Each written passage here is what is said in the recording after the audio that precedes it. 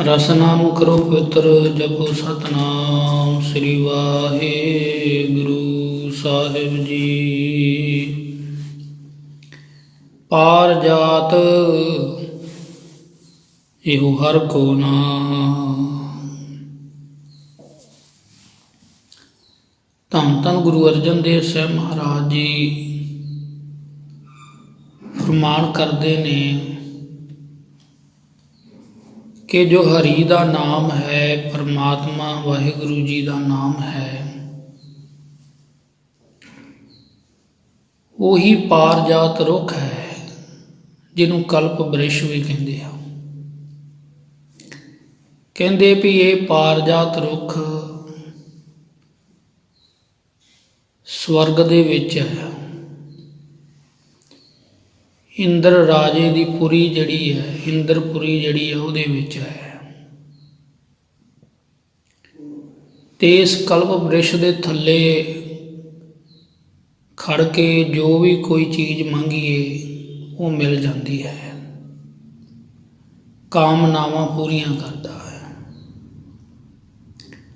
सतगुरु पातशाह जी कहते भाई परमात्मा का नाम ही असल विच कल्प वृक्ष है।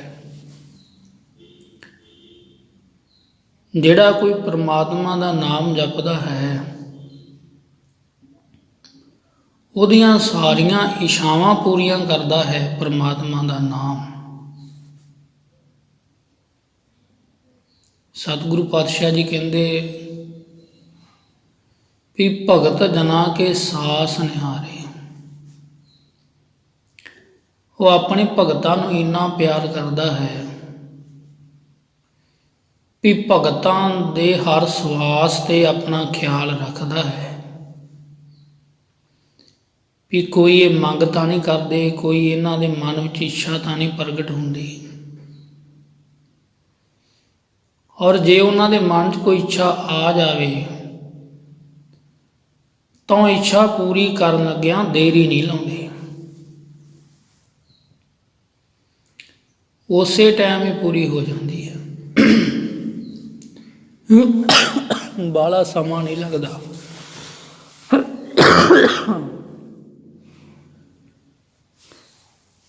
गुरु हरगोबिंद साहब महाराज करतारपुर साहिब की जंग जीती पातशाह ने। सतगुरु जी कहते खुशी खुशी मनाउणी है जंग की जित की। कहते भाई कोई सिख जपजी साहब का पाठ सुनाओ। एक सिख कहता सतगुरु जी मेरे ते बख्शिश करो तो मैं सुनावा। सतगुरु जी कहते सुनाओ। सो अपने गुरगद्दी के सिंघासन तो सतगुरु जी ने उच्चा आसन उहदे वास्ते बनवाया, फिर उन्होंने बिठाया। उन्हें जपजी साहब जी का पाठ बहुत शुद्ध लगा मात्रां दे नाल ऐ मन एकागर करके बहुत सुरीली आवाज़ दे विच कीता। जदों सारा पाठ हो चलिया सी, सलोक ते पाठ आ गया जिनी नाम ते आया गए मसकत काल। उहदे मन विच इच्छा प्रगट हो गई भी सतगुरु जी इस बाणी सुनाउण दे बदले जरूर कुछ ना कुछ देणगे। सतगुरु जी खुश लगते हैं। ते उधर सतगुरु जी ज्यों ज्यों जपजी साहब की समाप्ति के नेड़े पाठ आई जाता, सतगुरु जी संघासन तो थले आई जाते हैं, थोड़ा थोड़ा खिसक के थले नूं उतरी जाते हैं। ते इधर ये मन में इच्छा आ गई भी सतगुरु जी ने कुछ ना कुछ देना है, क्यों ना मैनू जिहड़ा 2.5 लाख का घोड़ा सतगुरु जी कोल वो मैनू दे देना। क्योंकि सतगुरु जी के दरबार दे विच बहुत बेकीमती बेशकीमती चीज़ां जड़ियां सी वो सिख भेटा करते सी। ਸਤਿਗੁਰੂ ਜੀ ਨੇ ਹੁਕਮ ਕੀਤਾ ਸੀ ਵੀ ਸਿੱਖ ਘੋੜੇ, ਹਥਿਆਰ ਅਤੇ ਨੌਜਵਾਨ ਜਿਹੜੇ ਸਿੱਖ ਨੇ ਉਹ ਭੇਟਾ ਕਰਨ। ਸਿੱਖ ਤੇ ਸਤਿਗੁਰੂ ਜੀ ਦਾ ਇਹ ਹੁਕਮ ਸੁਣਦਿਆਂ ਸਾਰੀ ਸੰਗਤਾਂ ਨੇ ਬਹੁਤ ਜ਼ਿਆਦਾ ਬੇਸ਼ਕੀਮਤੀ ਹਥਿਆਰ, ਤੁਰਕੀ ਘੋੜੇ ਲਿਆ ਕੇ ਭੇਟਾ ਕੀਤੀ ਸਤਿਗੁਰੂ ਜੀ ਨੂੰ। ਤੇ ਸਤਿਗੁਰੂ ਜੀ ਦੇ ਕੋਲ 2.5 ਲੱਖ ਦਾ ਘੋੜਾ ਤੇ 2.5 ਲੱਖ ਦੀ ਕਾਠੀ ਥੋੜ੍ਹੇ ਦਿਨ ਪਹਿਲਾਂ ਹੀ ਕਿਸੇ ਸਿੱਖ ਨੇ ਭੇਟਾ ਕੀਤੀ ਸੀ। ਉਹਦੇ ਮਨ ਵਿੱਚ ਆ ਗਿਆ ਵੀ ਸਤਿਗੁਰੂ ਜੀ ਮੈਨੂੰ ਇਹ ਦੇ ਦੇਣਾ। ਹਲੇ ਭਾਈ ਸਾਹਿਬ ਜੀ ਨੇ ਫਤਿਹ ਬੁਲਾਈ। ਫਤਿਹ ਬੁਲਾਉਣ ਤੋਂ ਪਹਿਲਾਂ ਹੀ ਸਤਿਗੁਰੂ ਜੀ ਸਿੱਖਾਂ ਨੂੰ ਹੁਕਮ ਕੀਤਾ ਵੀ ਜਾਓ ਭਾਈ ਗੋਪਾਲੇ ਵਾਸਤੇ, ਕਹਿੰਦੇ 2.5 ਲੱਖ ਵਾਲਾ ਜਿਹੜਾ ਘੋੜਾ ਉਹ ਲੈ ਕੇ ਆਓ ਤੇ ਉੱਤੇ ਕਾਠੀ ਵੀ ਪਾ ਕੇ ਲਾਓ। 2.5 ਲੱਖ ਦੀ ਕਾਠੀ ਸੀ ਜਿਹੜੀ ਘੋੜੇ ਦੇ ਉੱਪਰ ਉਹਦੇ ਨਾਲ ਆਈ ਸੀ। ਉਹਦੇ ਉੱਪਰ ਹੀਰੇ ਜਵਾਹਰਾਤ ਤੇ ਸੋਨਾ ਲੱਗਾ ਹੋਇਆ ਸੀ। ਤੇ ਭਾਈ ਗੋਪਾਲੇ ਨੂੰ ਕਹਿੰਦੇ ਤੇਰੇ ਤੋਂ ਖੁਸ਼ ਬਹੁਤਿਆਂ ਸੀ, ਤੂੰ ਬਹੁਤ ਪਿਆਰ ਦੇ ਨਾਲ ਸਾਨੂੰ ਪਾਠ ਸੁਣਾਇਆ, ਪਰ ਕਹਿੰਦੇ ਅਸੀਂ ਤੇਰੇ ਤੋਂ ਨਾਰਾਜ਼ ਵੀ ਬੜੇ ਹਾਂ ਵੀ ਤੂੰ ਬਾਣੀ ਦੀ ਕੀਮਤ ਸਿਰਫ 2.5 ਲੱਖ ਦਾ ਘੋੜਾ ਹੀ ਰੱਖੀ, 2.5 ਲੱਖ ਹੀ ਕੀਮਤ ਰੱਖੀ। ਉਹ ਇਸ ਬਾਣੀ ਦੀ ਇਸ ਦੁਨੀਆ 'ਤੇ ਕੋਈ ਕੀਮਤ ਨਹੀਂ ਦੇ ਸਕਦਾ। ਅਸੀਂ ਤਾਂ ਤਿੰਨਾਂ ਲੋਕਾਂ ਦੇ ਵਿੱਚ ਕਹਿੰਦੇ ਨਿਗਾਹ ਮਾਰ ਕੇ ਵੇਖੀ ਵੀ ਭਾਈ ਗੋਪਾਲੇ ਨੂੰ ਕੀ ਦਈਏ ਜਪਜੀ ਸਾਹਿਬ ਸੁਣਾਉਣ ਦੇ ਬਦਲੇ। ਕਹਿੰਦੇ ਸਾਨੂੰ ਕੋਈ ਚੀਜ਼ ਦਿਖੀ ਨਹੀਂ ਕੀਮਤੀ। ਅਸੀਂ ਸੋਚਿਆ ਫਿਰ ਗੁਰੂ ਨਾਨਕ ਸਾਹਿਬ ਦੀ ਗੱਦੀ ਸਭ ਤੋਂ ਉੱਪਰ ਹੈ ਤੇ ਅਸੀਂ ਤੈਨੂੰ ਇਹ ਭੇਟਾ ਕਰਨ ਲੱਗੇ ਸੀ, ਤੈਨੂੰ 7ਵੇਂ ਗੁਰੂ ਦਾ ਖਿਤਾਬ ਸਤਿਗੁਰੂ ਜੀ ਦੇਣ ਲੱਗੇ, ਭਾਵ 7ਵੇਂ ਪਾਤਸ਼ਾਹ ਬਣਾਉਣ ਲੱਗੇ ਸੀ ਭਾਈ ਗੋਪਾਲੇ ਨੂੰ। ਕਹਿੰਦੇ ਤੈਨੂੰ ਗੁਰੂ ਨਾਨਕ ਦੀ ਗੱਦੀ ਦੇ ਵਾਰਸ ਬਣਾਉਣ ਲੱਗੇ ਸੀ, ਪਰ ਤੂੰ ਮਨ ਵਿੱਚ ਇੱਛਾ ਧਾਰਨ ਕਰ ਲਈ। ਵੇਖ ਲਓ ਸਤਿਗੁਰੂ ਜੀ ਦੀ ਬਾਣੀ ਦੀ ਕਿੰਨੀ ਕੀਮਤ ਹੈ, ਕੋਈ ਕੀਮਤ ਹੀ ਨਹੀਂ ਹੈ। ਗੁਰੂ ਨਾਨਕ ਦੀ ਗੁਰਗੱਦੀ ਵੀ ਸਤਿਗੁਰੂ ਜੀ ਕਹਿੰਦੇ ਤੈਨੂੰ ਭੇਟਾ ਕਰਨੀ ਸੀ, ਨਾ ਕਿ ਇਹਦੀ ਕੀਮਤ ਆ। ਤੇ ਅਸੀਂ 2250 ਗ੍ਰੰਥੀ ਸਿੰਘ ਨੂੰ ਦੇਣਾ ਹੋਵੇ ਨਾ ਤੇ ਚੀਕਾਂ ਨਿਕਲ ਜਾਂਦੀਆਂ ਸਾਡੀਆਂ ਵੀ ਹਾਏ ਇੰਨੇ ਪੈਸੇ। ਉੱਦਾਂ ਅਸੀਂ ਭਾਵੇਂ ਵਿਆਹਾਂ 'ਤੇ ਜਾਂ ਦੂਜੇ ਕੰਮਾਂ 'ਤੇ ਲੱਖਾਂ ਤੇ ਕਰੋੜਾਂ ਲਾ ਦਈਏ, ਪਰ ਜਦੋਂ ਪਾਠੀ ਸਿੰਘ ਨੂੰ ਭੇਟਾ ਦੇਣੀ ਹੁੰਦੀ ਨਾ ਤੇ ਅਸੀਂ ਲੜਾਈ ਕਰਨ ਬਹਿ ਜਾਂਦੇ ਹਾਂ। ਜਦੋਂ ਰਾਗੀਆਂ ਨੂੰ ਭੇਟਾ ਦੇਣੀ ਹੁੰਦੀ ਵੀ ਇੰਨੇ ਪੈਸੇ। ਤੇ ਸਤਿਗੁਰੂ ਜੀ ਨੇ ਸਿਰਫ ਜਪਜੀ ਸਾਹਿਬ ਸੁਣਾਉਣ ਦੇ ਬਦਲੇ ਹੀ ਗੁਰੂ ਨਾਨਕ ਦੀ ਗੁਰਗੱਦੀ ਦੇਣ ਲੱਗੇ ਸੀ। ਸੋ ਰਹੋ ਵਿਚਾਰ, ਆਪਣਾ ਵਿਸ਼ਾ ਇਹ ਨਹੀਂ ਆ। ਸੋ ਸਿਰਫ ਜਪਜੀ ਸਾਹਿਬ ਦਾ ਪਾਠ ਸੁਣਾਇਆ ਤੇ ਮਨ ਵਿੱਚ ਇੱਛਾ ਕਰ ਲਈ ਤੇ ਸਤਿਗੁਰੂ ਜੀ ਨੇ 2.5 ਲੱਖ ਦਾ ਘੋੜਾ ਤੇ 2.5 ਲੱਖ ਦੀ ਕਾਠੀ ਦਿੱਤੀ। ਤੇ ਉਦੋਂ ਦਾ 2.5 ਲੱਖ ਤੇ ਅੱਜ ਦਾ ਹਿਸਾਬ ਲਾ ਲਓ ਵੀ ਕਿੰਨਾ ਪੈਸਾ ਹੋਊਗਾ। ਸੋ ਜੋ ਗੁਰਬਾਣੀ ਹੈ, ਪਰਮਾਤਮਾ ਦਾ ਨਾਮ ਹੈ, ਉਹ ਹਰੇਕ ਇੱਛਾ ਪੂਰੀ ਕਰਦਾ ਹੈ। ਇੱਥੋਂ ਤੱਕ ਕਿ ਇਹ ਤੁਸੀਂ ਨਾਮ ਜਪਣ ਬੈਠ ਜਾਓ ਤੇ ਇੱਛਾ ਇਹ ਕਰ ਲਓ ਕਿ ਮੈਂ ਸਾਰੀ ਧਰਤੀ ਦਾ ਰਾਜਾ ਬਣਨਾ, ਨਾਮ ਉਹੀ ਬਣਾ ਦੂਗਾ। ਪਰਮਾਤਮਾ ਹਰੇਕ ਇੱਛਾ ਪੂਰੀ ਕਰਦਾ ਆਪਣੇ ਭਗਤ ਜਨਾਂ ਦੀ। ਪਰ ਇਹ ਵੱਖਰੀ ਗੱਲ ਆ ਵੀ ਉਹਨਾਂ ਦੇ ਮਨ ਵਿੱਚ ਕੋਈ ਇੱਛਾ ਨਹੀਂ ਹੁੰਦੀ, ਕਿਉਂਕਿ ਮਨ ਰੱਜ ਜਾਂਦਾ ਹੈ, ਮਨ ਦੀਆਂ ਇੱਛਾਵਾਂ ਹੀ ਖਤਮ ਹੋ ਜਾਂਦੀਆਂ। ਉਹ ਪਰਮਾਤਮਾ ਵਾਹਿਗੁਰੂ ਦੇ ਨਾਮ ਤੋਂ ਬਿਨਾਂ ਹੋਰ ਕੁਝ ਮੰਗਦੇ ਹੀ ਨਹੀਂ ਹੈ। ਪਰ ਜੇ ਕੋਈ ਇੱਛਾ ਆਉਂਦੀ ਵੀ ਹੈ ਤਾਂ ਉਹ ਪੂਰੀ ਹੋਣ ਲੱਗਿਆ ਮਿੰਟ ਨਹੀਂ ਲੱਗਦਾ। ਸਤਿਗੁਰੂ ਪਾਤਸ਼ਾਹ ਜੀ ਕਹਿੰਦੇ ਪਾਰ ਜਾਤ ਇਹੋ ਹਰ ਕੋ ਨਾਮ। ਭਗਤਾਂ ਵਾਸਤੇ, ਗੁਰਮੁਖਾਂ ਵਾਸਤੇ ਪਰਮਾਤਮਾ ਦਾ ਨਾਮ ਹੀ ਪਾਰ ਜਾਤ ਹੈ। ਕਾਮ ਧੇਨ ਹਰ ਹਰ ਗੁਣ ਗਾਮ, ਇੱਕ ਕਾਮਧੇਨ ਗਊ ਮੰਨੀ ਗਈ ਹੈ। ਜਦੋਂ ਦੇਵਤਿਆਂ ਨੇ ਤੇ ਰਾਖਸ਼ਾਂ ਨੇ ਖੀਰ ਸਮੁੰਦਰ ਰੜਕਿਆ ਸੀ, ਉਹਦੇ ਵਿੱਚੋਂ 9 ਰਤਨ ਨਿਕਲੇ ਸੀ। ਉਹਨਾਂ 9 ਰਤਨਾਂ ਦੇ ਵਿੱਚੋਂ ਇਹ ਇੱਕ ਕਾਮਧੇਨ ਗਊ ਵੀ ਹੈ। ਇਹ ਕਾਮਧੇਨ ਗਊ ਨੂੰ ਵੀ ਜੋ ਵੀ ਇੱਛਾ ਕਹੀਏ ਉਹੀ ਉਹ ਕੰਮ ਹੋ ਜਾਂਦਾ ਹੈ, ਉਹ ਇੱਛਾ ਪੂਰੀ ਹੋ ਜਾਂਦੀ ਹੈ। ਇਸੇ ਪ੍ਰਕਾਰ ਸਤਿਗੁਰੂ ਜੀ ਕਹਿੰਦੇ ਅਸਲ ਵਿੱਚ ਕਾਮਧੇਨ ਗਊ ਪਰਮਾਤਮਾ ਦਾ ਨਾਮ ਹੈ। ਭਗਤ ਜਨਾਂ ਵਾਸਤੇ, ਪਰਮਾਤਮਾ ਦੇ ਪਿਆਰਿਆਂ ਵਾਸਤੇ ਪਰਮਾਤਮਾ ਦਾ ਨਾਮ ਹੀ ਕਾਮਧੇਨ ਗਊ ਹੈ।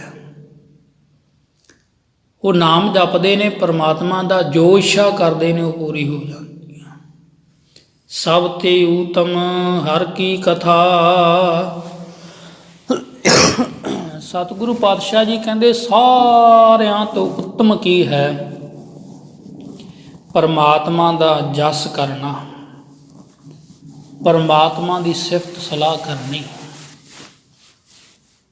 ਜੋ ਆਪਾਂ ਵਾਹਿਗੁਰੂ ਦਾ ਨਾਮ ਜਪਦੇ ਹਾਂ, ਜਾਂ ਕੋਈ ਮੂਲ ਮੰਤਰ ਦਾ ਪਾਠ ਕਰਦਾ ਹੈ, ਕੋਈ ਨਿਤਨੇਮ ਕਰਦਾ ਹੈ, ਕੋਈ ਸੁਖਮਨੀ ਸਾਹਿਬ ਦਾ ਪਾਠ ਕਰਦਾ, ਕੋਈ ਸਹਿਜ ਪਾਠ ਕਰਦਾ, ਕੋਈ ਕੀਰਤਨ ਕਰਦਾ ਹੈ ਜਾਂ ਸੁਣਦਾ ਹੈ, ਕੋਈ ਕਥਾ ਕਰਦਾ ਜਾਂ ਸੁਣਦਾ, ਇਹ ਸਾਰਾ ਕੁਝ ਹੀ ਪਰਮਾਤਮਾ ਦਾ ਜਸ ਹੈ। ਇਹ ਸਾਰਾ ਕੁਝ ਨਾਮ ਦੇ ਵਿੱਚ ਹੀ ਹੋਣਾ ਹੈ, ਸਿਫਤ ਸਲਾਹ ਦੇ ਵਿੱਚ ਹੀ ਹੋਣਾ। ਸਤਿਗੁਰੂ ਪਾਤਸ਼ਾਹ ਜੀ ਕਹਿੰਦੇ ਸਭ ਤੇ ਉੱਤਮ, ਸਾਰਿਆਂ ਤੋਂ ਉੱਪਰ ਕਰਮ ਹੈ ਪਰਮਾਤਮਾ ਦੀ ਸਿਫਤ ਸਲਾਹ ਕਰਨੀ, ਪਰਮਾਤਮਾ ਦੀ ਕਥਾ ਕਰਨੀ। ਨਾਮ ਸੁਣਤ ਦਰਦ ਦੁੱਖ ਲੱਥਾ। ਜਿੰਨੇ ਮਰਜ਼ੀ ਦੁੱਖ ਤੇ ਦਰਦ ਹੋਣ, ਸਤਿਗੁਰੂ ਪਾਤਸ਼ਾਹ ਜੀ ਕਹਿੰਦੇ ਉਹ ਸਾਰੇ ਲੈ ਜਾਂਦੇ ਨੇ, ਦੂਰ ਹੋ ਜਾਂਦੇ ਨੇ। ਪਰ ਸ਼ਰਤ ਇੱਕ ਹੈ ਕਿ ਪਰਮਾਤਮਾ ਦਾ ਨਾਮ ਸੁਣਨਾ ਪਏਗਾ। ਨਾਮ ਸੁਣਤ ਦਰਦ ਦੁੱਖ ਲੱਥਾ। ਕੋਈ ਦੁੱਖ ਦਰਦ ਨਹੀਂ ਰਹੇਗਾ ਤੁਹਾਡੇ ਸਰੀਰ ਦੇ ਵਿੱਚ ਜੇ ਤੁਸੀਂ ਬਾਣੀ ਸੁਣੋਗੇ। ਸਤਿਗੁਰੂ ਪਾਤਸ਼ਾਹ ਜੀ ਕਹਿੰਦੇ ਨਾ ਵੀ ਬਾਣੀ ਸੁਣੋ ਭਾਈ। ਅਸਲ ਵਿੱਚ ਅਸੀਂ ਆਏ ਹੀ ਮੇਨ ਇਹੋ ਹੀ ਕੰਮ ਕਰਨ ਆਏ ਹਾਂ, ਆਇਓ ਸੁਣਨ ਪੜ੍ਹਨ ਕਉ ਬਾਣੀ। ਬਾਣੀ ਤੇ ਨਾਮ ਸੁਣ ਤੇ ਜਪਣ ਵਾਸਤੇ ਆਏ ਹਾਂ। ਪਰ ਅਸੀਂ ਇਸ ਸੰਸਾਰ ਦੇ ਵਿੱਚ ਆਣ ਕੇ ਇਹ ਆਪਣਾ ਜਿਹੜਾ ਮੁੱਖ ਕਰਮ ਹੈ ਉਹਨੂੰ ਭੁੱਲ ਚੁੱਕੇ ਹਾਂ। ਤਾਂ ਹੀ ਜੀਵ ਇੱਧਰਲੇ ਪਾਸੇ ਬਹੁਤ ਘੱਟ ਆਉਂਦੇ ਆ, ਕਿਉਂਕਿ ਭੁੱਲੇ ਹੋਏ ਨੇ। ਇਹ ਸੰਸਾਰ ਜੀਵ ਨੂੰ ਭੁਲਾ ਦਿੰਦਾ ਹੈ। ਬੱਚਾ ਜਦੋਂ ਜਨਮ ਲੈਂਦਾ ਹੈ, ਉਹਦੀ ਸੁਰਤੀ ਜੋ ਟੁੱਟਦੀ, ਆਪਾਂ ਕਹਿੰਦੇ ਹਾਂ ਵੀ ਬੱਚਾ ਰੋਂਦਾ। ਆਪਾਂ ਘਬਰਾ ਜਾਂਦੇ ਹਾਂ ਜੇ ਬੱਚਾ ਰੋਵੇ ਨਾ ਕੋਈ ਜਨਮ ਲੈ ਕੇ। ਪਰ ਕਹਿੰਦੇ ਉਹ ਰੋਂਦਾ ਤਾਂ ਉਦੋਂ ਰੋਂਦਾ ਜਦੋਂ ਉਹਦੀ ਸੁਰਤੀ ਟੁੱਟਦੀ ਹੈ ਪਰਮਾਤਮਾ ਨਾਲੋਂ, ਫਿਰ ਉਹ ਬਹੁਤ ਰੋਂਦਾ। ਦੇਖਿਓ ਕਿਤੇ ਜਿਹੜੇ ਗੁਰਮੁਖ ਪਿਆਰੇ ਨੇ, ਜੇ ਕਿਤੇ ਨਾਮ ਉਹਨਾਂ ਦੇ ਅੰਦਰ ਚੱਲਦਾ ਹੋਵੇ ਜਾਂ ਨਾਮ ਜਪਣ ਦਾ ਉਹਨਾਂ ਨੂੰ ਸਮਾਂ ਨਾ ਮਿਲੇ, ਕਿਵੇਂ ਉਹਨਾਂ ਦਾ ਮਨ ਜਿਹੜਾ ਕਲਪਦਾ ਹੈ, ਕਿੰਨੇ ਉਹ ਦੁਖੀ ਹੁੰਦੇ ਨੇ ਵੀ ਅੱਜ ਪਰਮਾਤਮਾ ਦਾ ਨਾਮ ਨਹੀਂ ਜਪ ਸਕੇ, ਜਾਂ ਸਾਡੀ ਅਵਸਥਾ ਜੋ ਪਰਮਾਤਮਾ ਦਾ ਨਾਮ ਚੱਲਦਾ ਸੀ ਉਹਦੇ ਨਾਲ ਟੁੱਟ ਗਈ। ਉਹ ਦੁਖੀ ਹੁੰਦੇ ਨੇ। ਇਸੇ ਤਰ੍ਹਾਂ ਹੀ ਉਹ ਬੱਚਾ ਬਹੁਤ ਦੁਖੀ ਹੁੰਦਾ ਹੈ ਜਦੋਂ ਉਹਦੀ ਸੁਰਤ ਟੁੱਟਦੀ ਹੈ। ਤੇ ਉਹ ਪਾਤਸ਼ਾਹ ਜੀ ਕਹਿੰਦੇ ਨਾਮ ਸੁਣਤ ਦਰਦ ਦੁੱਖ ਲੱਥਾ। ਜਿਹੜੇ ਨਾਮ ਜਪਦੇ ਨੇ, ਨਾਮ ਸੁਣਦੇ ਨੇ, ਬਾਣੀ ਸੁਣਦੇ ਨੇ, ਉਹਨਾਂ ਦਾ ਦੁੱਖ ਕੋਈ ਰਹਿੰਦਾ ਹੀ ਨਹੀਂ ਹੈ। ਸਾਰੇ ਹੀ ਦੁੱਖ ਦੂਰ ਹੋ ਜਾਂਦੇ ਨੇ। ਨਾਮ ਕੀ ਮਹਿਮਾ ਸੰਤਰ ਦਵਸੈ।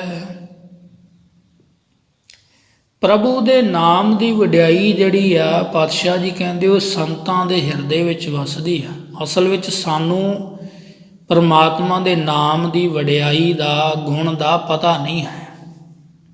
ਕਿਉਂਕਿ ਅਸੀਂ ਕਦੀ ਪ੍ਰੈਕਟੀਕਲ ਨਹੀਂ ਕੀਤਾ, ਕਦੀ ਅਭਿਆਸ ਹੀ ਨਹੀਂ ਕੀਤਾ, ਸਾਨੂੰ ਪਤਾ ਹੀ ਨਹੀਂ ਪਰਮਾਤਮਾ ਦਾ ਨਾਮ ਕੀ ਹੈ।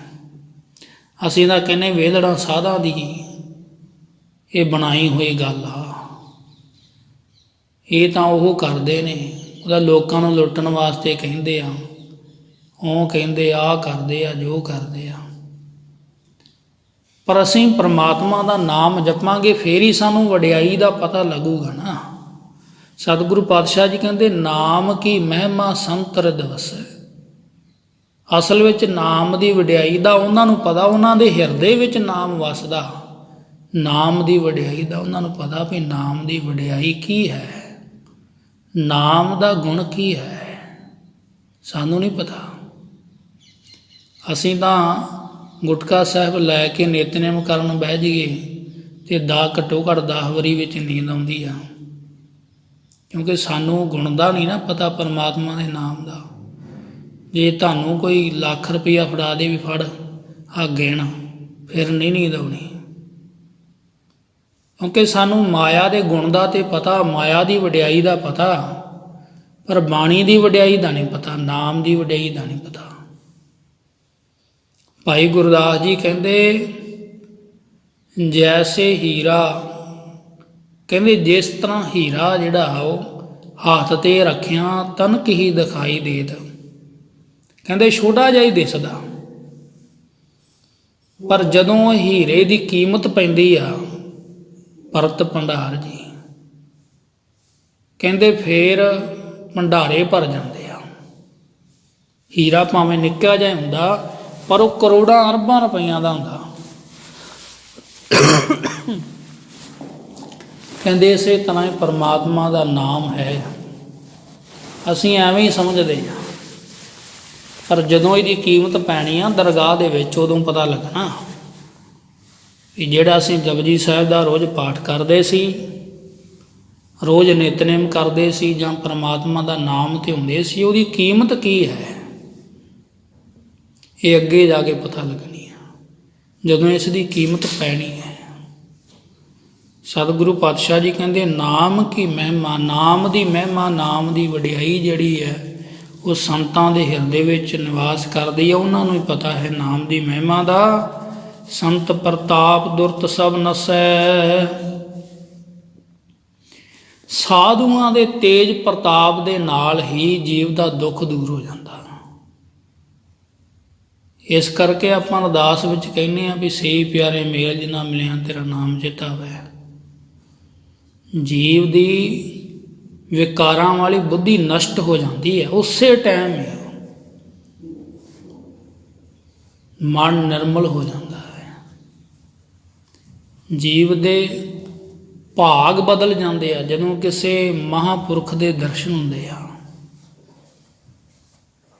ਸਤਿਗੁਰੂ ਪਾਤਸ਼ਾਹ ਜੀ ਕਹਿੰਦੇ ਸੰਤ ਪ੍ਰਤਾਪ, ਸੰਤਾਂ ਦੀ ਭਗਤੀ ਦਾ ਪ੍ਰਤਾਪ ਹੈ। ਹੋਰ ਕਾਹਦਾ ਪ੍ਰਤਾਪ ਉਹਨਾਂ ਕੋਲ? ਨਾਮ ਦਾ ਪ੍ਰਤਾਪ ਹੈ। ਉਹਨਾਂ ਦੇ ਤੇਜ ਪ੍ਰਤਾਪ ਦੇ ਸਦਕਾ ਪਾਤਸ਼ਾਹ ਜੀ ਕਹਿੰਦੇ ਦੁਰਤ ਸਭ ਨਸੈ, ਸਾਰੇ ਪਾਪ ਦੂਰ ਹੋ ਜਾਂਦੇ ਨੇ ਸਿਰਫ ਉਹਨਾਂ ਦਾ ਦਰਸ਼ਨ ਕੀਤੇ ਆ। ਆਪਾਂ ਬਥੇਰਾ ਉਲਟ ਸੁਲਟ ਬੋਲਦੇ ਹਾਂ ਸੰਤਾਂ ਮਹਾਂਪੁਰਖਾਂ ਨੂੰ, ਇਹ ਤਾਂ ਐਵੇਂ ਗੱਲ ਬਣਾਈ ਆ ਜੀ ਕੋਈ ਸੰਤ ਸੁੰਤ ਨਹੀਂ ਹੁੰਦਾ। ਇਹ ਬਾਣੀ ਦੱਸਦੀ ਆ ਵੀ ਸੰਤ ਹੁੰਦੇ ਆ ਕਿ ਨਹੀਂ ਹੁੰਦੇ। ਇਹ ਤਾਂ ਜਿਨ੍ਹਾਂ ਦੇ ਨਾਲ ਘਟਨਾਵਾਂ ਵਾਪਰੀਆਂ ਉਹਨਾਂ ਨੂੰ ਪਤਾ ਵੀ ਹਾਂ ਵੀ ਬੰਦਗੀ ਵਾਲਿਆਂ ਦੀ ਸੰਗਤ ਕਰਨ ਦੇ ਨਾਲ, ਉਹਨਾਂ ਦੇ ਕੋਲ ਜਾਣ ਦੇ ਨਾਲ, ਉਹਨਾਂ ਦੇ ਚਰਨ ਪਰਸਨ ਦੇ ਨਾਲ, ਉਹਨਾਂ ਦੇ ਦਰਸ਼ਨ ਕਰਨ ਦੇ ਨਾਲ ਕੀ ਕੀ ਵਰਤਾਰੇ ਵਰਤਦੇ ਆ, ਕੀ ਕੀ ਪ੍ਰਾਪਤ ਜੀਵ ਨੂੰ ਹੋ ਜਾਂਦਾ, ਇਹ ਤਾਂ ਉਹੀ ਜਾਣਦੇ ਨੇ। ਸਤਿਗੁਰੂ ਪਾਤਸ਼ਾਹ ਜੀ ਕਹਿੰਦੇ ਸੰਤ ਪ੍ਰਤਾਪ ਦੁਰਤ ਸਭ ਨਸੈ, ਸਾਰੇ ਪਾਪ ਦੂਰ ਹੋ ਜਾਂਦੇ ਨੇ, ਜੀਵ ਪੁੰਨੀ ਬਣ ਜਾਂਦਾ ਹੈ, ਮਾੜੇ ਭਾਗ ਮਿਟ ਜਾਂਦੇ ਨੇ। ਸੰਤ ਕਾ ਸੰਗ ਵਡਭਾਗੀ ਪਾਈਐ। ਸਤਿਗੁਰੂ ਜੀ ਕਹਿੰਦੇ ਭਾਈ ਸੰਤਾਂ ਦੀ ਸੰਗਤ ਐਵੇਂ ਨਹੀਂ ਪ੍ਰਾਪਤ ਹੁੰਦੀ। ਜੀਵ ਦੇ ਬਹੁਤ ਵੱਡੇ ਭਾਗ ਹੋਣ, ਬੜੇ ਚੰਗੇ ਕਰਮ ਕੀਤੇ ਹੋਣ, ਅੱਛੇ ਕਰਮਾਂ ਵਾਲਾ ਹੋਵੇ ਮਨੁੱਖ, ਫਿਰ ਉਸ ਨੂੰ ਸਤ ਸੰਗਤ ਦੀ ਪ੍ਰਾਪਤੀ ਹੁੰਦੀ, ਫਿਰ ਕਿਸੇ ਨਾਮ ਜਪਣ ਵਾਲੇ ਦੀ, ਕਿਸੇ ਭਗਤ ਪਿਆਰੇ ਦੀ ਸੰਗਤ ਪ੍ਰਾਪਤ ਹੁੰਦੀ, ਫਿਰ ਉਹਦੇ ਦਰਸ਼ਨ ਹੁੰਦੇ ਆ, ਐਵੇਂ ਨਹੀਂ ਹੁੰਦੇ। ਜੇ ਕਿਤੇ ਹੋ ਜਾਣ ਤਾਂ ਮੰਨ ਲਿਓ ਵੀ ਸਾਡੇ ਚੰਗੇ ਕਰਮ ਆ ਜਿਹੜੇ ਕਿਸੇ ਨਾਮ ਜਪਣ ਵਾਲੇ ਦੇ ਦਰਸ਼ਨ ਹੋਏ ਆ। ਸੰਤ ਕਾ ਸੰਗ ਵਡਭਾਗੀ ਪਾਈਐ, ਸੰਤ ਕੀ ਸੇਵਾ ਨਾਮ ਧਿਆਈਐ। ਕਹਿੰਦੇ ਸੰਤਾਂ ਦੀ ਸੇਵਾ ਕੀਤਿਆਂ ਕੀ ਮਿਲਦਾ ਹੈ? ਨਾਮ ਧਿਆਈਐ, ਨਾਮ ਦੀ ਦਾਤ ਪ੍ਰਾਪਤ ਹੁੰਦੀ ਹੈ, ਨਾਮ ਮਿਲ ਜਾਂਦਾ ਹੈ। ਵੇਖੋ ਇੱਕ ਵੇਸਵਾ ਨੂੰ ਤਾਰਤਾ ਸੰਤਾਂ ਦੀ ਸੰਗਤ ਨੇ। ਸੰਤਾਂ ਮੀਂਹ ਪੈਂਦਾ ਸੀ, ਸੰਤ ਕਿਤੇ ਉਹਦੇ ਘਰੇ ਠਹਿਰ ਗਏ ਤੇ ਸੰਤਾਂ ਦੀ ਸੇਵਾ ਕੀਤੀ। ਸੰਤਾਂ ਨੇ ਵੇਖ ਲਿਆ ਵੀ ਇਹ ਵੇਸਵਾ ਹੈ ਤੇ ਇਹਦਾ ਜੀਵਨ ਇਹਨੇ ਬਰਬਾਦ ਕਰ ਲਿਆ ਸਾਰਾ। ਇਹ ਮਨੁੱਖਾ ਜਨਮ ਇਹ ਤਾਂ ਡੁੱਬ ਜਾਏਗੀ ਇਸ ਸੰਸਾਰ ਸਮੁੰਦਰ ਦੇ ਵਿੱਚ, ਤੇ ਇਹਨੂੰ ਤਾਰਨ ਵਾਸਤੇ ਕੁਝ ਨਾ ਕੁਝ ਇਹਨੂੰ ਦਈਏ। ਤੇ ਸਿੱਧਾ ਉਹਨੂੰ ਕਹਿ ਨਹੀਂ ਸੀ ਸਕਦੇ ਵੀ ਤੂੰ ਭਾਈ ਨਾਮ ਜਪ, ਰਾਮ ਰਾਮ ਜਪਿਆ ਕਰ। ਤਰੀਕਾ ਹੁੰਦਾ ਸੰਤਾਂ ਦੇ ਕੋਲ। ਉਹਨਾਂ ਨੂੰ ਪਤਾ ਹੈ ਵੀ ਇਹਨਾਂ ਨੂੰ ਕਰਮ ਵਿੱਚ ਲਾਉਣਾ, ਉਪਾਸਨਾ ਵਿੱਚ ਲਾਉਣਾ, ਕਿ ਗਿਆਨ ਦੇਣਾ, ਕਿ ਨਾਮ ਵਿੱਚ ਲਾਉਣਾ। ਇਹ 3-4 ਸਟੈਪ ਨੇ। ਸੋ ਜਿਹੋ ਜੀ ਕਿਸੇ ਦੀ ਅਵਸਥਾ ਹੁੰਦੀ, ਜਿਹੋ ਜਿਹਾ ਪਿਛਲੇ ਕਰਮ ਹੁੰਦੇ ਆ, ਉਹਦੇ ਮੁਤਾਬਕ ਉਹ ਕਿਸ ਨੂੰ ਕਹਿੰਦੇ ਭਾਈ ਤੂੰ ਜਾ ਸੇਵਾ ਕਰ ਜਾ ਕੇ। ਕਿਸੇ ਨੂੰ ਕਹਿੰਦੇ ਆ ਲੈ ਗੁਰੂ ਗ੍ਰੰਥ ਸਾਹਿਬ ਮਹਾਰਾਜ ਦੇ ਰੁਮਾਲੇ ਧੋ ਲਿਆ। ਕਿਸੇ ਨੂੰ ਕਹਿ ਦਿੰਦੇ ਝਾੜੂ ਲਾਇਆ ਕਰ, ਕਿਸੇ ਨੂੰ ਕਹਿ ਦਿੰਦੇ ਸੰਗਤ ਦੇ ਭਾਂਡੇ ਮਾਂਜਿਆ ਕਰ, ਕਿਸੇ ਨੂੰ ਕਹਿ ਦਿੰਦੇ ਜੋੜੇ ਝਾੜਿਆ ਕਰ, ਕਿਸੇ ਨੂੰ ਕਹਿੰਦੇ ਸਤ ਸੰਗਤ ਕਰਿਆ ਕਰ, ਕਿਸੇ ਨੂੰ ਕਹਿੰਦੇ ਕੀਰਤਨ ਸੁਣਿਆ ਕਰ, ਕਿਸੇ ਨੂੰ ਕਹਿੰਦੇ ਬਾਣੀ ਪੜ੍ਹਿਆ ਕਰ, ਕਿਸੇ ਨੂੰ ਕਹਿੰਦੇ ਭਾਈ ਤੂੰ ਵਾਹਿਗੁਰੂ ਵਾਹਿਗੁਰੂ ਜਪਿਆ ਕਰ। ਸੋ ਉਹਨਾਂ ਨੂੰ ਪਤਾ ਵੀ ਕਿਹੜਾ ਕਰਮ ਕਰਨ ਦੇ ਨਾਲ ਇਹ ਸੁਧਰ ਸਕਦਾ ਜਾਂ ਇੱਧਰਲੇ ਪਾਸੇ ਆ ਸਕਦਾ, ਜਾਂ ਇਹਨੂੰ ਹੁਣ ਇੱਥੇ ਇਹਦੀ ਕੀ ਅਵਸਥਾ ਹੈ ਉਹਦੇ ਮੁਤਾਬਕ ਉਹਨੂੰ ਉਪਦੇਸ਼ ਕਰਦੇ ਨੇ। ਸੋ ਉਹਨਾਂ ਨੇ ਤੋਤਾ ਦੇਤਾ ਵੀ ਭਾਈ ਇਹਨੂੰ ਰਾਮ ਰਾਮ ਪੜ੍ਹਾਇਆ ਕਰ। ਇਹ ਰਾਮ ਰਾਮ ਜਪਦਾ ਸੁਬਾਹ ਉੱਠ ਕੇ, ਤੈਨੂੰ ਪੜ੍ਹਾਉਣਾ ਪੈਂਦਾ। ਕਹਿੰਦੀ ਜੀ ਠੀਕ ਆ। ਉਹਨੇ ਸੁਬਾਹ ਉੱਠਣਾ, ਇਸ਼ਨਾਨ ਪਾਣੀ ਕਰਨਾ ਤੇ ਉਹਨੂੰ ਰਾਮ ਰਾਮ ਪੜ੍ਹਾਉਣਾ ਤੋਦਿਆਂ ਨੂੰ। ਰਾਮ ਰਾਮ ਪੜ੍ਹਾਉਂਦਿਆਂ ਉਹਦਾ ਮਨ ਨਿਰਮਲ ਹੋ ਗਿਆ, ਇਸ ਕਰਮ ਚੋਂ ਨਿਕਲ ਗਈ, ਭਗਤ ਬਣ ਗਈ। ਤੇ ਭਗਤ ਵੀ ਐਸੀ ਬਣੀ, ਉਹਨੇ ਇੱਕ ਮਰਿਆ ਹੋਇਆ ਬੱਚਾ ਜਵਾ ਦਿੱਤਾ ਸੀ। ਕਿਸੇ ਦਾ ਬਾਲਕ ਮਰ ਗਿਆ, ਮੰਦਰ 'ਚ ਲੈ ਗਏ, ਪੁਜਾਰੀਆਂ ਨੂੰ ਕਹਿੰਦੇ ਵੀ ਇਹ ਸਾਡਾ ਇੱਕੋ ਇੱਕੋ ਬਾਲ ਸੀ, ਤੁਸੀਂ ਭਗਵਾਨ ਨੂੰ ਬੇਨਤੀ ਕਰੋ ਵੀ ਇਹ ਜਿੰਦਾ ਹੋ ਜਾਵੇ। ਉਹਨਾਂ ਬਥੇਰੀਆਂ ਟੱਕਰਾਂ ਮਾਰੀਆਂ, ਨਹੀਂ ਗੱਲ ਬਣੀ। ਉੱਥੋਂ ਲੰਘ ਰਹੀ ਸੀ ਤੇ ਕਹਿੰਦੇ ਵੀ ਉਹ ਇੱਕ ਨਵੀਂ ਭਗਤਣੀ ਤੁਰੀ ਆਉਂਦੀ, ਕਹਿੰਦੀ ਇਹਨੂੰ ਪੁੱਛ ਲਓ ਜੇ ਕੁਝ ਇਹਦੇ ਕੀਤਿਆਂ ਹੋ ਜਾਵੇ। ਕਹਿੰਦੇ ਨਵੀਂ ਭਗਤਣੀ ਬਣੀ ਆ, ਸਾਰੇ ਮਖੌਲ ਕਰਦੇ ਸੀ। ਤੇ ਉਹਨਾਂ ਨੂੰ ਬੁਲਾ ਲਿਆ। ਉਸ ਮਾਤਾ ਪਿਤਾ ਨੇ ਬੇਨਤੀ ਕੀਤੀ, ਕਿਉਂਕਿ ਡੁੱਬਦੇ ਨੂੰ ਤਾਂ ਤਿਣਕੇ ਦਾ ਵੀ ਸਹਾਰਾ ਹੁੰਦਾ। ਕਹਿੰਦੇ ਭਗਤਣੀ ਜੀ ਇੱਥੇ ਕਿਰਪਾ ਕਰ ਦਿਓ ਬੱਚੇ 'ਤੇ। ਉਹਨੇ ਬੱਚੇ ਦੇ ਸਿਰ 'ਤੇ ਹੱਥ ਰੱਖ ਕੇ ਕਿਹਾ ਰਾਮ ਕੇ ਰਾਮ ਕਹੋ। ਕਹਿੰਦੇ ਚੱਲ ਭਾਈ ਰਾਮ ਕਹਿ। ਉਹ ਬੱਚਾ ਉੱਠ ਕੇ ਬੈਠ ਗਿਆ। ਇੰਨੀ ਜ਼ਿਆਦਾ ਸ਼ਕਤੀ ਆ ਗਈ ਸੀ ਭਗਤੀ ਦੁਆਰਾ। ਸੋ ਪਾਤਸ਼ਾਹ ਜੀ ਕਹਿੰਦੇ ਵੀ ਸੰਤ ਕੀ ਸੇਵਾ ਨਾਮ ਧਿਆਈ ਹੈ। ਜੇ ਕੋਈ ਸੰਤ ਦੀ ਸੇਵਾ ਕਰਦਾ ਨਾ, ਉਹਨੂੰ ਨਾਮ ਦੀ ਦਾਤ ਮਿਲ ਜਾਂਦੀ ਹੈ। ਉਹ ਨਾਮ ਧਿਆਉਣ ਲੱਗ ਪੈਂਦਾ ਹੈ।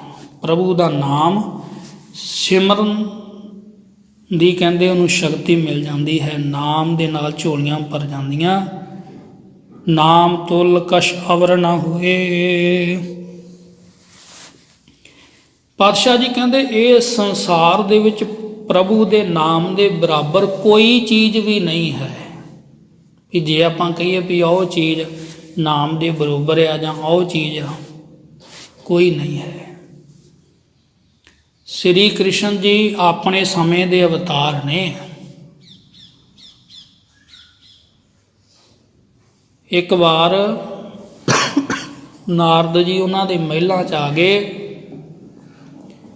ਕਹਿੰਦੇ ਭਾਈ ਗੁਰੂ ਦਕਸ਼ਨਾ ਦਿਓ, ਵੀ ਦਕਸ਼ਨਾ ਦਿਓ ਕੁਝ। ਉਹ ਕਹਿੰਦੇ ਮਹਾਂਪੁਰਖੋ ਵੀ ਤੁਹਾਡੇ,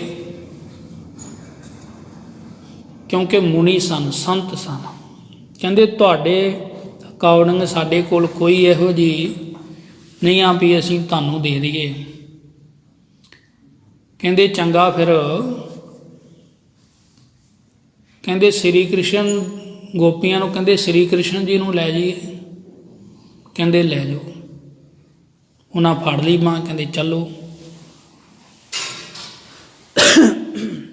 ਤੇ ਫਿਰ ਸ੍ਰੀ ਕ੍ਰਿਸ਼ਨ ਜੀ ਦੀਆਂ ਰਾਣੀਆਂ ਰੋਣ ਲੱਗ ਪਈਆਂ ਵੀ ਹੁਣ ਕੀ ਬਣੂਗਾ, ਇਹ ਤਾਂ ਲੈ ਚੱਲੇ ਆ। ਕਹਿੰਦੇ ਜਾਂ ਭਾਈ ਇਹਦੇ ਬਦਲੇ ਦਿਓ ਸਾਨੂੰ ਕੁਝ। ਫਿਰ ਕਹਿੰਦੇ ਐਂ ਕਰੋ ਵੀ ਇਹਨਾਂ ਦੇ ਬਦਲੇ ਸੋਨਾ ਤੋਲ ਕੇ ਤੁਹਾਨੂੰ ਦੇ ਦਿੰਦੇ ਆ। ਕਹਿੰਦੇ ਲਿਆਓ ਦਿਓ। ਇੱਕ ਪਾਸੇ ਸ੍ਰੀ ਕ੍ਰਿਸ਼ਨ ਜੀ ਨੂੰ ਬਿਠਾ ਲਿਆ, ਜਿੰਨਾ ਸੋਨਾ ਸੀ ਮਹਿਲ 'ਚ ਉਹ ਸਾਰਾ ਰੱਖਤਾ, ਤੇ ਪਲੜਾ ਫੇਰ ਵੀ ਭਾਰੀ ਸ੍ਰੀ ਕ੍ਰਿਸ਼ਨ ਜੀ ਵਾਲਾ। ਕਹਿੰਦੇ ਹੁਣ ਜਿਹੜੇ ਹੀਰੇ ਜਵਾਹਰਾਤ ਆ ਉਹ ਲਿਆ ਕੇ ਰੱਖੋ, ਫੇਰ ਵੀ ਭਾਰਾ। ਫਿਰ ਰਾਣੀਆਂ ਕੋਲ ਜਿੰਨੇ ਗਹਿਣੇ ਸੀ ਉਹ ਵੀ ਲਾ ਕੇ ਰੱਖਤੇ, ਉਹ ਫੇਰ ਵੀ ਭਾਰਾ। ਕਿਉਂਕਿ ਜਿਹੜਾ ਸਮੇਂ ਦਾ ਅਵਤਾਰ ਆ ਉਹ ਇਹ ਝੂਠੀ ਮਾਇਆ ਦੇ ਨਾਲ ਥੋੜ੍ਹਾ ਤੋਲਿਆ ਜਾ ਸਕਦਾ। ਕਹਿੰਦੇ ਹੁਣ ਕੀ ਕਰੀਏ? ਸ੍ਰੀ ਕ੍ਰਿਸ਼ਨ ਜੀ ਕਹਿੰਦੇ ਸਾਰਾ ਕੁਝ ਕੱਢੋ ਬਾਹਰ। ਇੱਦਾਂ ਨਹੀਂ ਗੱਲ ਮੰਨੀ। ਕਹਿੰਦੇ ਇੱਕ ਤੁਲਸੀ ਦਾ ਪੱਤਾ ਲੈ ਕੇ ਆਓ। ਲੈ ਆਂਦਾ। ਕਹਿੰਦੇ ਇਹਦੇ ਉੱਪਰ ਲਿਖੋ ਗੋਬਿੰਦ, ਪਰਮਾਤਮਾ ਦਾ ਨਾਮ ਲਿਖਤਾ। ਕਹਿੰਦੇ ਇਹਦੇ ਪਲੜੇ ਦੇ ਵਿੱਚ ਰੱਖੋ। ਰੱਖਤਾ ਤੇ ਉਹ ਪਰਮਾਤਮਾ ਦੇ ਨਾਮ ਵਾਲਾ ਪਲੜਾ ਥੱਲੇ ਹੋ ਗਿਆ, ਸ੍ਰੀ ਕ੍ਰਿਸ਼ਨ ਜੀ ਵਾਲਾ ਉੱਚੇ ਹੋ ਗਿਆ। ਉਹਨਾਂ ਨੇ ਪਰਮਾਤਮਾ ਵਾਹਿਗੁਰੂ ਦੇ ਨਾਮ ਦੀ ਵਡਿਆਈ ਦੱਸੀ ਵੀ ਇਸ ਤੋਂ ਕੀਮਤੀ ਕੋਈ ਚੀਜ਼ ਨਹੀਂ, ਪਰਮਾਤਮਾ ਦੇ ਨਾਮ ਤੋਂ ਭਾਰੀ ਇਸ ਦੁਨੀਆ ਵਿੱਚ ਕੋਈ ਚੀਜ਼ ਨਹੀਂ। ਸੋ ਸਤਿਗੁਰੂ ਪਾਤਸ਼ਾਹ ਜੀ ਕਹਿੰਦੇ ਨਾਮ ਤੁਲ, ਨਾਮ ਦੇ ਤੁਲ ਕੋਈ ਚੀਜ਼ ਨਹੀਂ ਤੋਲੀ ਜਾ ਸਕਦੀ। ਨਾਮ ਤੁਲ ਕਛ ਅਵਰ ਨਾ ਹੋਏ, ਕੋਈ ਨਹੀਂ ਹੈ ਪਦਾਰਥ ਪਰਮਾਤਮਾ ਦੇ ਨਾਮ ਦੇ ਬਰਾਬਰ।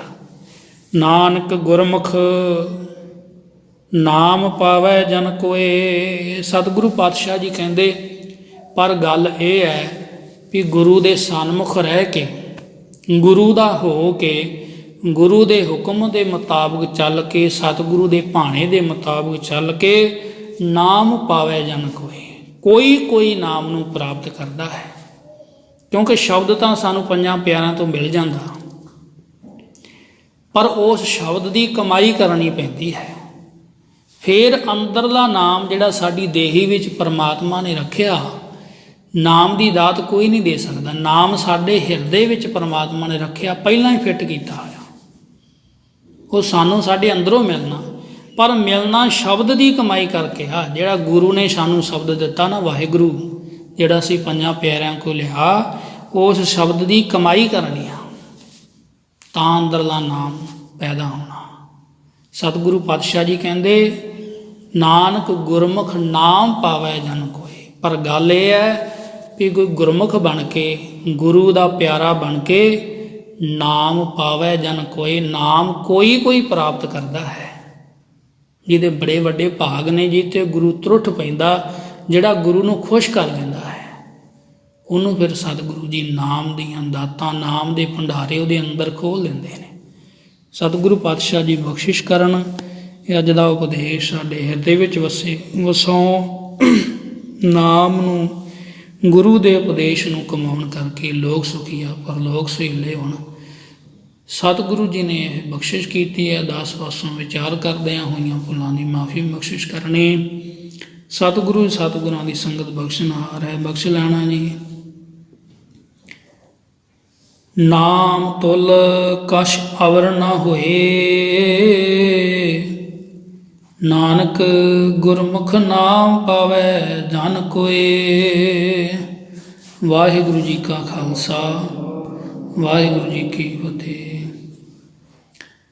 ਰਾਮ ਕਲੀ ਮਹੱਲਾ ਤੀਜਾ। ਆਨੰਦ ਏਕ ਓੰਕਾਰ ਸਤਿਗੁਰ ਪ੍ਰਸਾਦ।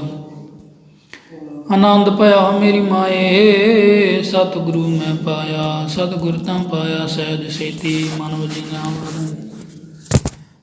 ਰਾਗ ਰਤਨ ਪਰਵਾਰ ਭਰੀਆਂ। ਸ਼ਬਦ ਗਾਵਣੀਆਂ ਆਈਆਂ, ਸ਼ਬਦੋ ਤਾਂ ਗਾਵੋ ਹਰੀ ਖੇਰਾ। ਮਨ ਜਨੀ ਵਸਾਇਆ।